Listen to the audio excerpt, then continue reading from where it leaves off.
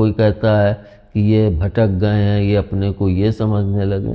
बोल जब आप बढ़ेंगे ना तो आपके 10 लोग टांग खींचने वाले जरूर आएंगे। जिस मार्ग में भी आप बढ़ो, आप कोई धंधा कर लो, आप कोई नौकरी कर लो, कुछ भी करो, आप स्वयं देखोगे कोई ना कोई आपको टांग पकड़ के नीचे खींचने वाला जरूर मिलेगा। और उसमें परिवार के लोग ज्यादा खींचते हैं, क्योंकि परिवार में भी बहुत अक्लमंद होते हैं जो अपने को ज्ञानी समझते हैं, उनके घमंड तीव्र होता है। मैं भी बड़ा, घर में कोई माता जी को नहीं पूछता था, न मेरे भाई बहन है, कोई नहीं, लेकिन बाहर सब पूछते थे। तो उनको लगता था अरे तो पढ़े लिखे नौटंकी कर रहे हैं, पैसा ऐठने के लिए होगा। लेकिन यह कोई भी आज तक नहीं जान पाया कि इनका खर्चा कैसे इतना चल जाता है। यह भी उसकी कृपा है, और इसको मैंने स्वयं साक्षात देखा है। जब तीसरा भंडारा हुआ था तो माँ ने कहा एक मटकी रख दो और उसके ऊपर काला कपड़ा उड़ा देना, मगर कभी उसको खोल के मत देखना, जो पैसा लोग चढ़ाएं वो उसमें डालते जाना। तो मैंने वहाँ पे एक भक्त थी, उसको खड़ा किया कि जो भी चढ़ाए वो इसी में डाल देना। वो चढ़ाती गई। बाद में उसने बताया कि इसमें तो पिताजी इतना पैसा ही नहीं गया जितना आपने इससे खर्चा निकाल के दे। मैंने कहा इसको तुम नहीं समझ सकती, ये उसका आशीर्वाद है, उसका चमत्कार है। यह आप लोगों को बताने का सिर्फ इस कारण से बता रहा हूँ कि जब आप उसकी तरफ बढ़ें तो उसके ऊपर विश्वास करें, संपूर्ण विश्वास करें कि अगर हम पूरा विश्वास करके उसकी तरफ, तो वो मुझे जरूर पकड़ेगा, वो मुझे जरूर सही मार्ग दिखाएगा। और उचित मार्ग में कहीं भटक रहे हैं तो किसी न किसी माध्यम से, चाहे पेपर के माध्यम से, चाहे जिस माध्यम से, वो मुझे सही मार्ग पे ले आएगा, जो मेरे जीवन में कई बार घटित हुआ। फिर हम जब अपने ज्ञान शक्ति नारी को ऊपर की तरफ बढ़ते हैं, तभी हमें अपने पिछले ज्ञान का अनुभव हो पाता है, तब हम यहाँ तक पहुँचते हैं। इसके पश्चात जब हमारा आदेश चक्र चालू हो जाता है, तब कुछ लोग वहीं स्थित हो जाते हैं, मगर कुछ लोगों की पिपासा वहाँ भी शांत नहीं होती है। तो वो सोचते हैं इसके ऊपर क्या है, ये भी तो देखें, यहाँ तक तो मैं पहुँचा, लेकिन परम पिता का तो कोई स्वरूप नहीं, वो किस स्वरूप में, वहाँ तो पहुँचे। तब वो वहाँ तक के लिए सफ़र आरंभ करते हैं। उस सफ़र में उसका साथ कोई भी नहीं दे सकता, सिर्फ परम पिता वहीं से वो थाम लेते हैं, फिर उसका साथ परम पिता ही वहाँ तक पहुँचेगा। और यह भी मैं आपको बता दूं, शायद करोड़ों में या अरबों में कोई 2, 4 या 1, 2 ऐसे इंसान होते हैं जो उस परम पिता तक पहुंच पाते हैं, वरना वे सब अपने उस इष्ट तक ही पहुंच के शांत हो जाते हैं कि इसके आगे क्या करना है, अपने को तो संपूर्ण सुख। जिनको धन चाहिए, धन शक्ति जागृत हो गई, धन मिल रहा है जिसको। लेकिन एक चीज हमें और भी ध्यान रखनी चाहिए कि हम जिस चीज के पीछे भागेंगे वो चीज हमसे दूर भागती है। जैसे हम इस संसार में देखते हैं, हर व्यक्ति धन के पीछे भागता है, धन के पीछे भागता, और धन उससे दूर भागता है। अरे तुम ज्ञान के पीछे भागो, शक्ति को ज्ञान के द्वारा लोगों के हित में प्रयोग करो। और लक्ष्मी तो कहती ही है कि जहां पुरुषार्थ है वहीं मेरा वास है। जब तुम पुरुषार्थ ही नहीं करोगे तो लक्ष्मी कहाँ से पाओगे? तुम उसके पीछे भाग रहे हो, वो तुमसे दूर भाग रही है। अरे तुम ज्ञान के पीछे भागो, शक्ति प्राप्त करो और ज्ञान के द्वारा उस शक्ति का सदुपयोग करो। लक्ष्मी तो अपने आप तुम्हारे चारों तरफ बिखर जाए। कितनी लक्ष्मी चाहिए, क्या चाहिए, क्यों चाहिए? मर के तो खाली हाथ जाओगे, लेकिन फिर भी इंसान के अंदर इच्छाएं हैं कि हम लक्ष्मी अपने बच्चों के लिए बना दें, ये बना दें, वो बना दें।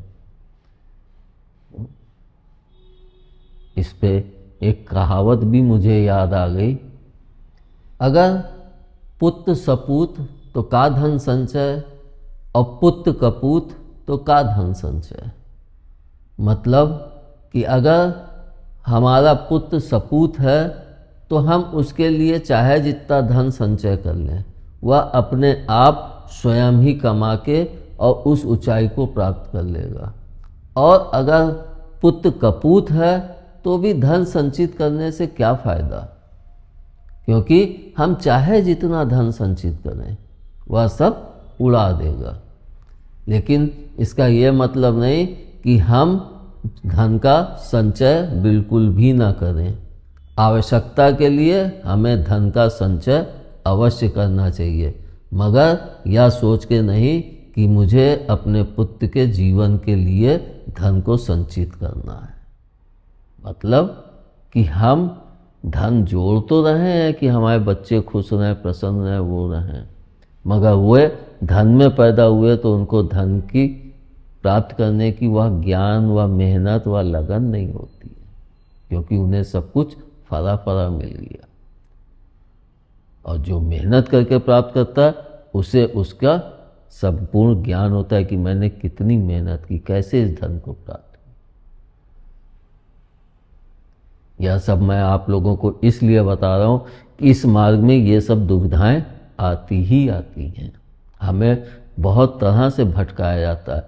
हमारे मार्ग में तमाम रोड़े आते हैं, ठोकर लगती, गिरते हैं, फिर उठो, फिर चलो, फिर वहाँ बढ़ो। कभी कभी गुस्से में मैं 1-2 दिन नहीं करता, सुनती नहीं, ये नहीं माँ, मगर एक दिन ही बैठ पाता था कि नहीं करूँगा, दूसरे दिन मैं अपने आप जाके, क्योंकि मेरा जीवन ही उसके बगैर नहीं चलता था। मैं उसी में एकदम लिप्त हो गया था। मैं उसके बगैर अपने जीवन को सोच भी नहीं सकता था कि मैं इसके बगैर भी चल पाऊंगा। जैसे कि हम लोग जन्म लेते ही कि भोजन, भूख पेट में लगी, भोजन चाहिए। जैसे हम लोग नशा, जितने भी देखो शराब पीते हैं, जो भी नशा करते हैं, उसी टाइम पे वो नशा उनको पिंच करता है कि नशा लो। अगर कंट्रोल रखे तो उसी समय पे, नहीं कंट्रोल रखे तो उसका समय बढ़ता जाता है। लोग रात की बजाय फिर दिन से ही आरंभ करते हैं। सुबह आँख खुली, नशे से चालू। इसलिए हर चीज की एक सीमा रेखा जरूर बनानी चाहिए। जैसे कि मैंने कहा कि बिना ध्यान के और बिना जप के कुंडलनी पूर्णता कभी भी जागृत नहीं होती। अगर हम तंत्र के द्वारा भी बढ़ेंगे तो उसमें भी हमें मंत्र का ही उच्चारण करना पड़ेगा और ध्यान अपने आप उसमें लगने लगेगा। मतलब ध्यान और जप दोनों ही आवश्यक हैं। चाहे हम तंत्र के द्वारा बढ़ें, चाहे हम मंत्र के द्वारा बढ़ें, और चाहे हम ध्यान के द्वारा बढ़ें। लेकिन हमारे परम पिता ने इसका भी उदाहरण हमारे सामने प्रस्तुत किया है, मगर हम इंसान मूर्ख हैं, हम नहीं जान पाते हैं। हम लोग बस जितना पंडित लोग बताइए, वो भी संपूर्ण ज्ञान लेके नहीं बैठते हैं। सिर्फ इतना ये ज्ञान ले लो, ये आता रहे, मेरा खर्चा चलता है। हर तिरही में जाके भोजन करें, साड़ी, बस खर्चा चले और कुछ नहीं चाहिए। हर एक को धन चाहिए, अपना ईगो बुलंद रखना चाहिए। तो इसको हम ऐसे देखें कि देखो प्रभु ने कैसे हमें इसका भी ज्ञान हमारे सामने रखा हुआ है, मगर हम उसको जान ही नहीं पाते हैं। हमारे सामने हम सनातन धर्म में कहते हैं हमारा सबसे मूल मंत्र क्या है, हर मंत्र का आधार क्या है, ओम। क्या कभी ओम को संपूर्ण जान पाए हो? हम लोग ओम को संपूर्ण जान ही नहीं पाए आज तक। ओम है क्या? हम लोग ओम को आधा जानते हैं। हम सामने लिखते हैं ऊपर चंद्रबिंदी। अब हम अगर उसकी तरफ, ओम की तरफ खड़े हो जाएं तो वह हमारा बायां हिस्सा होगा। यानी हम जिसको जानते हैं वो हमारा बायां हिस्सा है, मतलब बायां दिमाग है, जो हमारे जन्म से ही चलना आरंभ हुआ है। और इस जन्म में इस समय हम जिस एज तक हैं वहां तक हमने जो भी ज्ञान प्राप्त किया है वही सब वो जानता है। और उस जानकारी के हिसाब से जब हम जप करते हुए बढ़ते हैं तब ओम का वह आधा हिस्सा हम जान पाते हैं। मतलब इसको बगैर हम उस मार्ग में अपनी कुंडलनी को जागृत किए इसको कभी भी नहीं जान सकते। अब इसको हम ऐसे देखें कि ओम को मैंने लिखा, इसके सामने फिर एक ओम आप ऐसे बना, मतलब दाहिना हिस्सा भी आप ओम के रूप में निर्मित कर दीजिए और उन दोनों को आप जोड़ के ही निर्मित कीजिए। मतलब बायां हिस्सा तो दिख रहा है ओम, अब ये दाहिना हिस्सा भी उसी अनुसार बना के और उसको जोड़ दीजिए तो वो एक आकृति बन के उभरती है। और वह आकृति होती है ध्यान की। जैसे कि उसके पीछे जो ऐसे निकले रहते हैं ओम के, वो हमारे दोनों हाथ, मतलब हम ध्यान जैसे पलथी मारे, तो जब हम उसको ओम को क्रॉस करेंगे तो हमारे ये इस पे। उसके पश्चात ऊपर में इधर भी चंद्रबिंदी रखो, इधर भी चंद्रबिंदी रखो, मतलब कि हम इधर भी चंद्रबिंदी ओम के ऊपर, क्योंकि ओम के ऊपर चंद्रबिंदी रखते हैं। कुछ ओम जो निर्मित करते हैं वो जब नीचे बीच से ऐसे निकाल देते हैं तो वहाँ पे एक बिंदी रख देते हैं, मगर वह उचित नहीं है। उचित वह है कि ओम पूरा अपनी तरह निर्मित हो और उसके ऊपर चंद्रबिंदी हो। अब हम जब उसको ओम को निर्मित करेंगे तो उसका दाहिना पक्ष निर्मित करेंगे तो ऊपर में हमारे पास 2 चंद्रबिंदी हैं। मतलब जो दाहिना हिस्सा है वह सूर्य, मतलब प्रकाश, जो कि हम लोग कहते हैं, मैं भी कहता हूँ कि परम पिता परमेश्वर प्रकाश स्वरूप में ही है।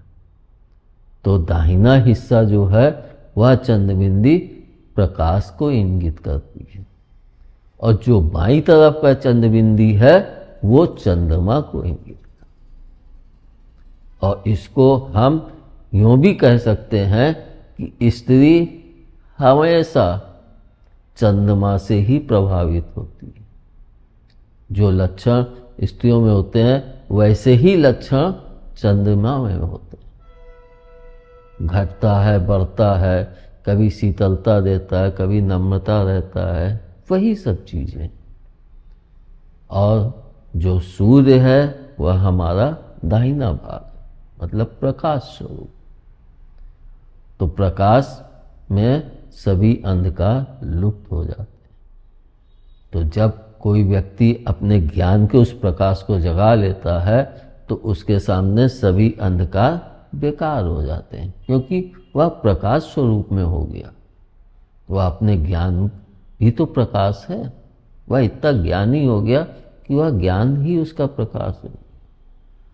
वह प्रकाश स्वरूप में भी नहीं पहुंचा है, मगर वह ज्ञान भी तो प्रकाश है। इतना ज्ञान उसने अर्जित किया अपने को, तो वह भी तो प्रकाश हो गया। इस तरह से प्रभु ने कि हम अपने उस परम पिता को जब हम अपने को ऊपर की तरफ बढ़ाते हैं तो एक सीमा ऐसी आती है जिसके पश्चात हमें सिर्फ ओम का ही उच्चारण करके आगे के मार्ग को तय करना पड़ता है। अगर हम उसमें कुछ और जोड़ेंगे तो वो सब कुछ इस दुनियादारी से ही जुड़ जाता है। मगर जब हम उस मार्ग में बढ़ते हैं तब हम सिर्फ ओम पे ही रह जाते हैं। इसको हम एक तरह से और भी कह सकते हैं कि जैसे कहा गया है कि देवी देवताओं को बच्चे नहीं होंगे, संतान नहीं होंगी। इसका सबसे बड़ा कारण क्या है? हर स्त्री हो या पुरुष हो, जब वो इस मार्ग में बढ़ता है, तो जब वो उस स्टेज पे आ जाता है तो उसको एक देवी या देवता की संज्ञा, मतलब एक स्थान प्राप्त की। हम अब इतनी ऊंचाई पे पहुंच गए कि हम देवी स्वरूप में परिवर्तित हैं। जब वह देवी बनती है स्त्री, तो वह इतनी एज हो जाती सीखते सीखते, फिर उसके बच्चे कहाँ होंगे? यानी हम ही नर हैं और हमें ही नर के रूप में जन्म लेके नारायण बनना है। अगर हम एक तरह से देखें तो हमारे इस हिस्से में प्रभु महाशिव का वास है, और जब हम इस हिस्से में तो महाशक्ति का वास कह लो या नारायण का वास कह लो, क्योंकि नारायण सांसारिक स्वरूप है। शिव परम पिता परम ब्रह्म ही नारायण भी हैं और परम पिता ब्रह्म ही शिव भी हैं। यानी जब हम इस संसार में चलते हैं तो हम नारायण स्वरूप में हो। अगर इस संसार में हम राजसी वैभव राशि, तो सब नारायण से ही जुड़ा है, और उसको हम अपने ध्यान को जितना भी मजबूत करेंगे, जितना वो करेंगे, उतना ही हम अपनी कुंडलिनी को जागृत करें। लेकिन मैं फिर भी यही कहूँगा कि कभी भी कुंडलिनी को जागृत करने के लिए आप कुछ दूरी तक तो अकेले तय कर सकते हैं, मगर उसके आगे आप तय नहीं कर सकते हैं। उसके आगे आप बढ़ेंगे तो आपकी मौत भी हो सकती है। इसके लिए हमें एक सक्षम गुरु यानी एक संपूर्ण जानकार की आवश्यकता होती है। उसी के अंतर्गत ही हम आगे का मार्ग तय कर पाते हैं, वरना हम कभी भी आगे के मार्ग को नहीं प्राप्त कर पाएंगे। तो हम इसे कह सकते हैं अब कि कुंडलिनी हम बिना ध्यान के, बिना जप के कभी भी जागृत नहीं कर सकते। और आप लोग ये बीच में जो कट है, ऐसे करके जो चलते हैं, इसका क्या मतलब होता है? तो उसका मतलब यही है कि जब हम चलते हैं तो बीच बीच में हमें अपने पिछले जन्मों के संस्कार भी प्रभावित करते हैं। जैसे कि मैं बोलता हूँ कभी कभी, तो कभी कभी कई ऐसे शब्द निकलते हैं जो मेरे ज्ञान में भी नहीं होते हैं, मगर मुख से निकल जाते हैं। तो ये हमारे पूर्व जन्मों का ही ज्ञान है, जो कभी कभी हमारे मुख से प्रस्फुटित होकर बाहर निकल जाता है।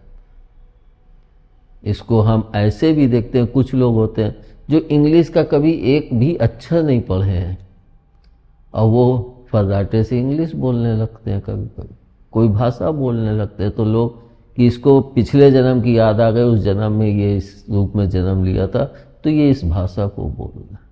तो वही तो है पिछला जन्म। मतलब जब से प्रभु के अंश रूप में इस संसार में प्रथम जन्म लिया, वहां से ही पूरा ज्ञान इसमें स्थित है। लेकिन उस ज्ञान को खोलना और जानकारी प्राप्त करना, यह हमारी मेहनत, हमारी क्षमता के ऊपर निर्भर होता है। जब हमारी क्षमता उतनी मजबूत और उतनी लगन के साथ आगे बढ़ती है, तब प्रभु भी हमारा सहयोग करने के लिए प्रेरित होते हैं। नहीं तो वो होते हुए भी नहीं है और ना होते हुए भी हैं। तो सब कुछ हमारे ऊपर ही निर्भर है। तो अब हम यह जान चुके हैं कि कुंडलिनी क्या होती है। वह सर्प रूप में एक शक्ति, मैं पहले भी कहा हूं, शक्ति हमें हमेशा सर्प रूप में दिखती। तो वह सर्प रूप में ही हमारे आधार चक्र के पास स्थित होती है। और आत्मा हमेशा प्रकाश स्वरूप में छोटे छोटे कण दिखते हैं। आप में अगर वो क्षमता होगी, जागृति हो गई, तो आप छोटे छोटे वाइट कणों को बहुत सारे हवा में घूमते हुए देखेंगे, उड़ रहे हैं इधर से उधर, जिसको शायद वही है पार्टिकल सेल। अभी कुछ समय पहले वैज्ञानिकों को कहा कि वही हम लोगों का मुख्य वो है। और प्रभु का आत्मा जो है, ऊर्जा, वह छोटे छोटे प्रकाश हो, और जो कलरफुल होते हैं वो शक्ति। पिंक कलर के दिखेंगे, बैगनी कलर के दिखेंगे, मतलब ये सब सुनहरे कलर के दिखेंगे। ये तीनों शक्तियों का मिश्रण। और जब ये समूह एक संगठित होकर एक दीपक के रूप में प्रज्वलित हो जाता है, तब वह एक नाम, एक चिन्ह, एक आकार, एक स्वरूप धारण कर लेता है। यानी फिर उसके दीपक में जाने कितनी आत्माएं, मतलब जाने कितने छोटे छोटे आत्माएं जुड़ी हुई।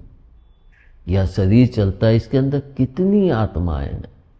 एक एक कीटाणु के अंदर आत्मा का वास है, एक एक चीज में आत्मा का वास है। मतलब बिना उसके किसी के अंदर वह ऊर्जा व्याप्त ही नहीं हो पाती है। जब वह ऊर्जा ही नहीं व्याप्त होगी तो शरीर में कैसे कार्य होगा। यानी सबको जीवन चाहिए। और वैज्ञानिकों ने कि एक बार श्वास में कितने कीटाणु निकलते हैं, उनके अंदर भी तो आत्मा का वास है।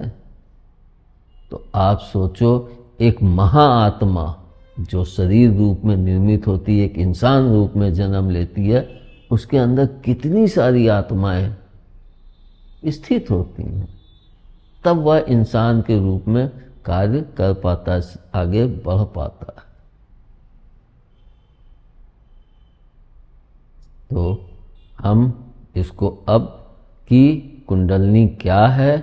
कुंडलनी हमारी तीन शक्तियों का, मतलब तीन नसों का जागृत, और वह जागृत हर एक व्यक्ति अपने अनुसार करता है। और जब वह उस मार्ग से उनको जागृत करके वहाँ तक पहुँचता है, तब वह उसका व्याख्यान लोगों में करता है, और लोग उस व्याख्यान को सुन के उसके पीछे पीछे चलने लगते हैं। तब तमाम भक्त उसके हो जाते हैं। जैसे शिव जी के तमाम भक्त हैं। एक तरह से देखें तो जितने शिव जी के भक्त हैं उतने तो ना कृष्ण के हैं ना राम के हैं, क्योंकि हर व्यक्ति को प्रेम चाहिए कृष्ण। लेकिन अंदर की जागृत के बिना आप इस संसार में अनजाने उसमें आए, इस संसार का ज्ञान हासिल किए, और उस संसार को ना जानते हुए अनजाने ही रूप में मौत को प्राप्त होकर वापस चले। तो हमने मानव धर्म का या मानव स्वरूप का कुछ भी सदुपयोग किया ही नहीं। अगर हमने मानव जन्म लिया है तो हम अपने इस स्वरूप को संपूर्णता नहीं जान पाए हैं। सिर्फ बाहर देख रहे हैं कि हमारे कान है, हमारे मुंह है, हमारे ये भाई हैं, ये बहन है, ये। लेकिन मरने के बाद कौन रहता है? मरने के बाद सिर्फ वही रहता। तो थोड़ा उसको भी जान लो। सिर्फ फूल चढ़ाने से वो नहीं मिल जाता है। उसके लिए भजन करो, उसके लिए जप करो, उसके लिए ध्यान करो। और कुछ लोग जिनको अंदर तंत्र की अधिकता होती है, वो तंत्र के माध्यम से हो। और जब व्यक्ति अपने आदेश चक्र को जागृत कर लेता है, तब वह चमत्कार दिखाने में भी सक्षम हो जाता है। यानी इसीलिए जैसे हमारे सनातन धर्म में कहा गया है कि नर ही नारायण है। मतलब हम नर के रूप में जन्म लेते हैं और बढ़ते बढ़ते बढ़ते बढ़ते जब नर मतलब उस आत्मा को परम परमात्मा से मिला लेते हैं तो हम नारायण स्वरूप में हो जाते।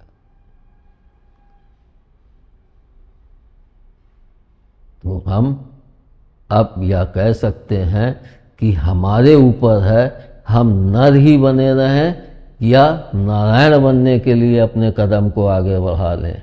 यह सोचना हमारा दायित्व है, यह सोचना हमारा फर्ज बनता है कि हम अपने संपूर्ण जीवन को एक नर के ही रूप में बिता दें या फिर नारायण बन के इस संसार में प्रभु के कुछ तो प्रचार प्रसार करें। और जितने भी आए सभी ने शिवलिंग की वही अपना इष्ट माना, शिवलिंग को सभी ने पूजा। बगैर उसको पूजे आप कभी भी उस तक नहीं पहुंच सकते, आप चाहे जिस धर्म में हो। जब तक आप अपने अंदर, बाहर आप शिवलिंग को मत पूजो, लेकिन आप ध्यान लगा के जब तक अपने अंदर के शिवलिंग को जागृत नहीं करेंगे तब तक आपकी कुंडलनी कभी भी जागृत नहीं होगी। मतलब सबसे पहले हमें ध्यान के द्वारा उस शिवलिंग को जागृत करना है, तब हमारी कुंडलनी जागृत होकर ऊपर उठती। और वह शिवलिंग कहाँ है? हमारे आधार चक्र, मतलब नाभि के नीचे इस पोर्शन। तो फिर हम अपने ध्यान को बाहरी छोड़ के अंदर की तरफ केंद्रित करें, जिसको ऋषि मुनि कहते हैं अपने कान में जो हम बाहर की ध्वनि सुनते हैं वो अंदर सुने। हम आँखों से जो बाहर देखते हैं उसको अंदर देखें।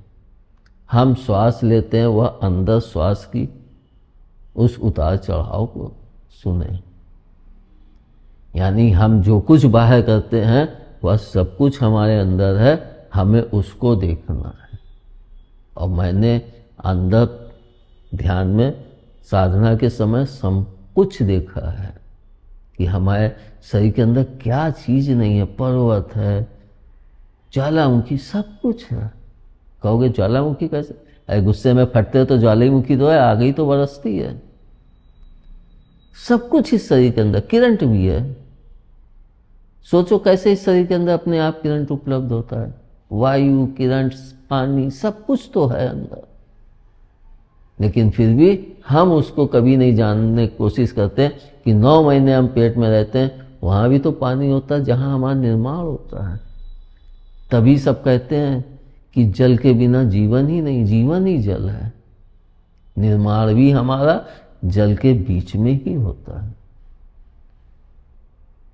यानी हम जल में ही रह के पनपते हैं, बढ़ते हैं।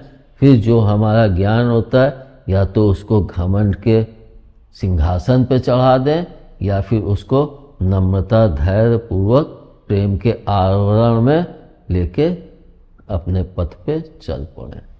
इसमें आप लोग ये भी सोच सकते हैं कि इसको जागृत करने के लिए तो आपने कोई मंत्र ही नहीं बताया, कोई मार्ग ही नहीं बताया। मार्ग तो मैंने बता दिया, ध्यान कीजिए, और जब इन दो के ही द्वारा हम इस पे आगे बढ़ सकते हैं। मगर मंत्र मैं नहीं बता सकता, क्योंकि हर एक की अपनी अंदर की उसकी क्या मतलब तंत्र से वह प्रेरित है या वह मंत्र से प्रेरित है या ध्यान से प्रेरित है, उसको देख के ही उस मंत्र को उच्चारण दिया जाता है कि आप इस मंत्र को कीजिए तो आपकी जागृत होगी। मगर उसको ऐसे अगर बोल दूंगा तो वह वैसा ही हो गया कि जैसे सर्प के बिल में हाथ डालना, मतलब मौत निश्चित है। इसलिए मैं इसके अंदर की गहराइयों को नहीं खोलूँगा।